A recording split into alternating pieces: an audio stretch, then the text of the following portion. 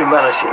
And I think to disrupt and cause casualties to the Russian parade on the 9th of May, bearing in mind in what they call the Great Patriotic War, they lost 20 million people. And although we are enmity, if you like, to the Russians now, back in 1939, 1945, the Grand Alliance was the Soviet Union, United States, America, and Great Britain. So we were fighting side by side against a common enemy.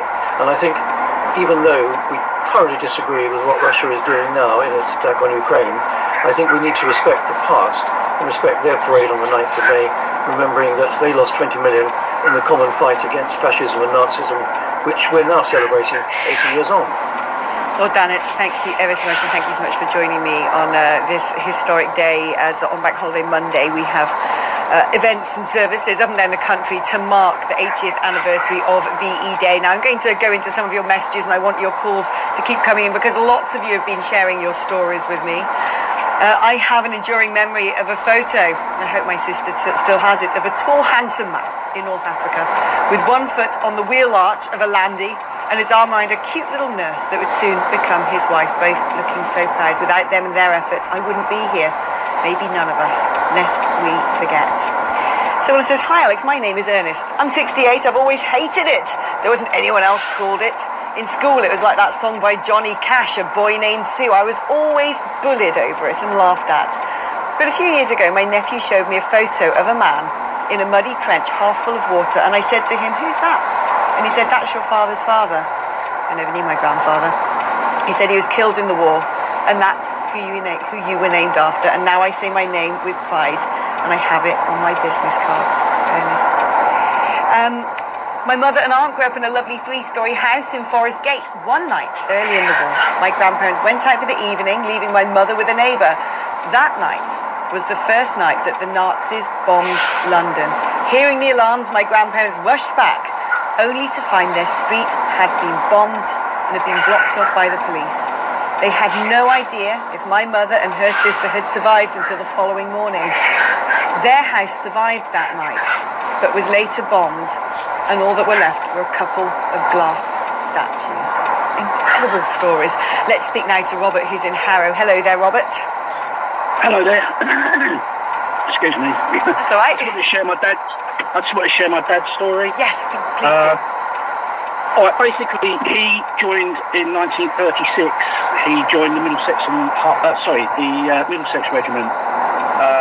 Lied about his age to get in, and was accepted.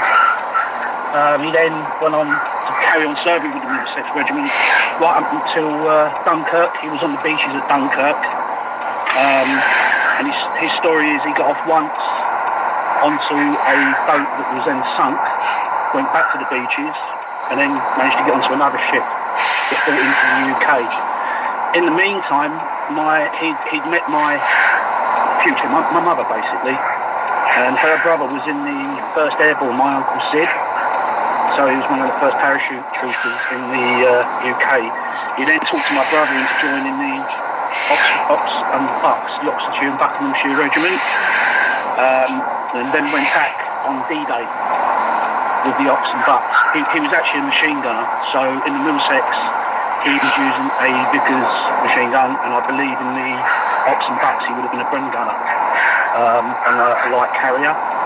I think we're still trying to trace the history of them.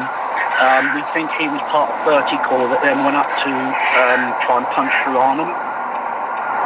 Funny enough, my uncle Sid was actually at Arnhem and sort of had a little meeting with my dad, but I didn't quite make it there on the day. My uncle Sid swam the Rhine to get out of Arnhem, basically back to our side. And my father finished the Second World War, or finished the war, in a thing called T-Force, which was obviously known as Task Force. There's a book about it out there, which was a unit that was set up, a joint American-British unit that was set up to go behind lines and snatch German scientists before the Russians got to them. So he had a bit of a a bit of an action-filled World War II. Yeah, he did. It really did, didn't he? Do you know, it's amazing when you think about D-Day, the chaos, the commotion, the amount of noise, the bombings, the fatalities, the bravery.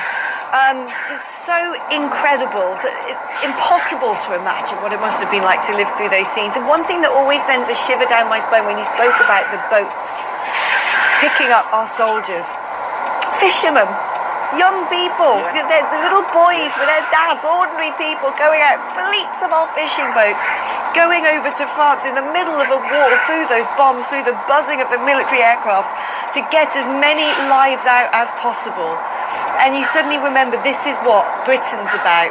This is the backbone of our society. These are our brilliant men and women who, when it comes to crisis, they rise to the challenge. Your story is beautiful, Robert. Thank you so much for sharing it with us. Right, you know what to do.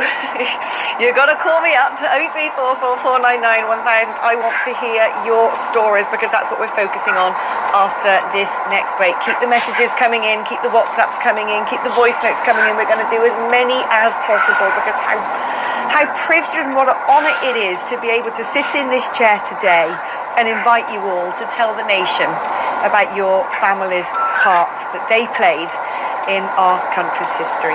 Right, come back after this.